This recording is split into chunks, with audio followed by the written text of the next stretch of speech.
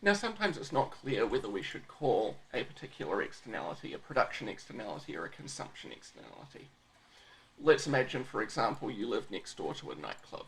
It's the night before a big exam, you want to be studying, but you're having trouble studying because it's very loud from all of the drunk people at the nightclub enjoying the nightclub services. Okay, are those services, is this noise, is this a negative externality of production or a negative externality of consumption? Either one is actually pretty reasonable. You could say it's a negative externality of production because the nightclub is producing nightclub services and it's those services that are resulting in the noise, and so it's the production of these services that's the negative externality.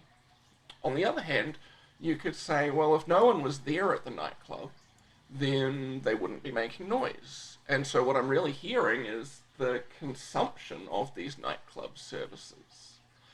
It turns out that it really doesn't matter that much whether we call things an externality of consumption or of production.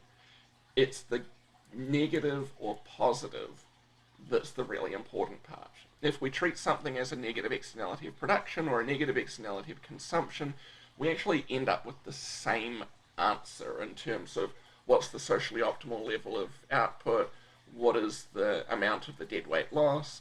We'll have a slightly different graph where things are shifted up or down depending on whether we call it a consumption or a production externality, but our outcomes are all the same. So it really doesn't matter whether we choose to treat something as a externality of production or externality of consumption. That's why the book chooses, why our textbook chooses to just think of all negative externalities as coming from production, all positive externalities as coming from consumption, because it doesn't matter for the analysis whether we call them production or consumption externalities.